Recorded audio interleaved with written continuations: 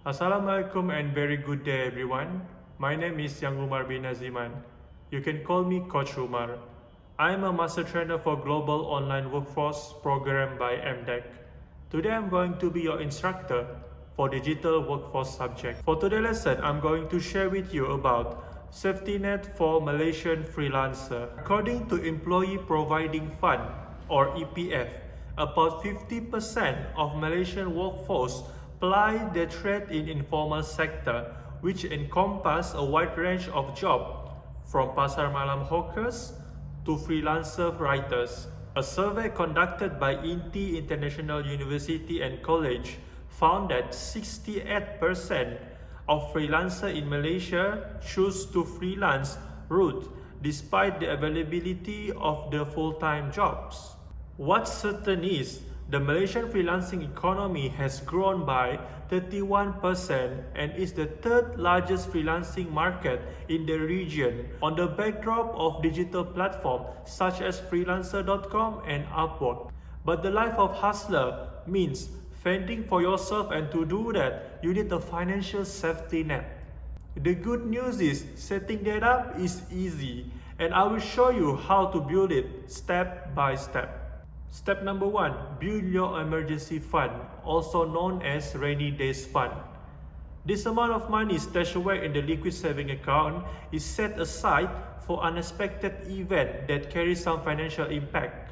In the case of freelancer, that basically your reserve to carry you through during the lean time. Some of the product you can consider to park your emergency money are in fixed deposit account, unit trust fund, and Amanah Saham Bumiputra Nasional.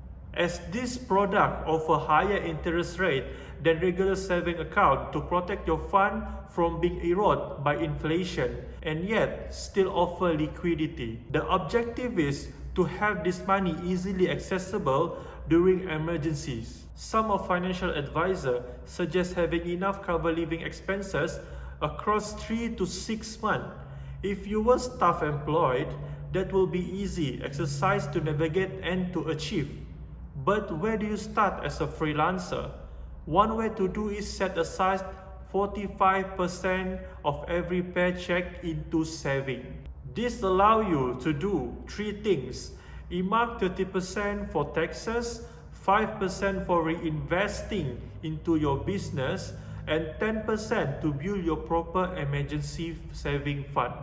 The 10% might be smaller start, but being realistic is the goal here. The key is to have some form of loose money to tide you over. Step number 2, contribute to EPF monthly. Freelancers are not required under EPF Act 1991 to mandatorily set aside a certain amount of their earning to forced saving. But voluntary participation is encouraged, and for a good reason. You need a retirement fund. Roughly 3 out of 4 Malaysia can raise RM1,000 ringgit for a rainy day. For freelancer, the minimum monthly payment is RM50 ringgit for every transaction and maximum of RM60,000 ringgit yearly. Step number 3, consider the insurance and medical card.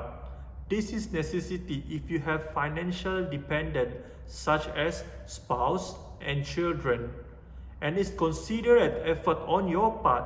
The policyholder, such as in the event of your death or permanent disabilities, your family get to move on without absorbing the financial shock. The rule of thumb is to secure coverage that equal 10 times your annual income.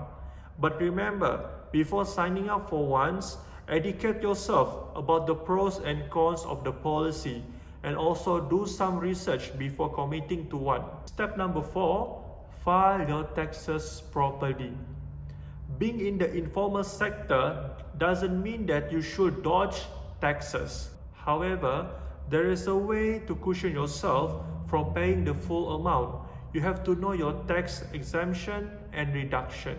The former reduce or eliminates your obligation to pay tax.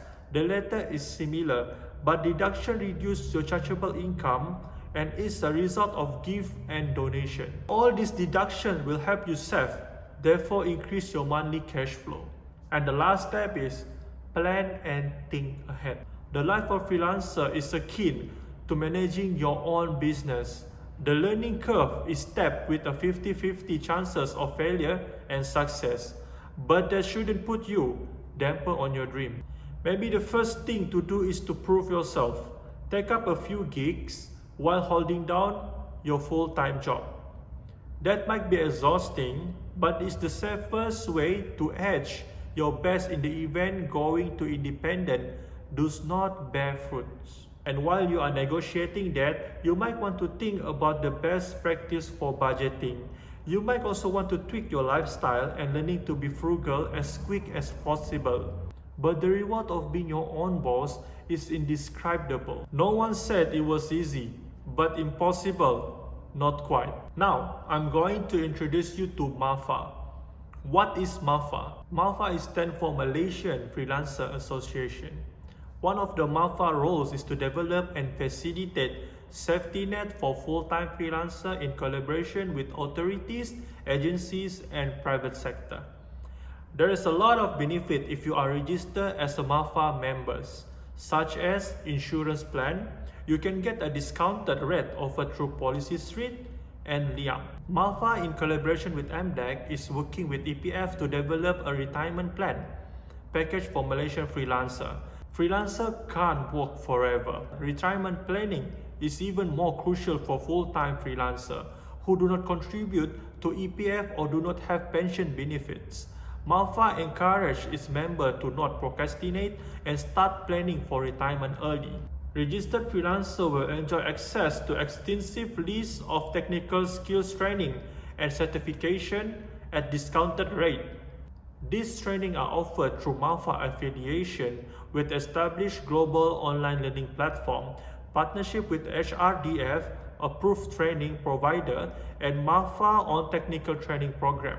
Eligible members may apply to enroll in selected training courses subsidized by the government and pay only the nominal fee. Different set of eligibility criteria and application process apply for the respective courses. That's all for today learning. I hope you are clear about Malaysia Freelancer Safety Net. I encourage you to be part of MAFA's student chapter. You can register yourself here.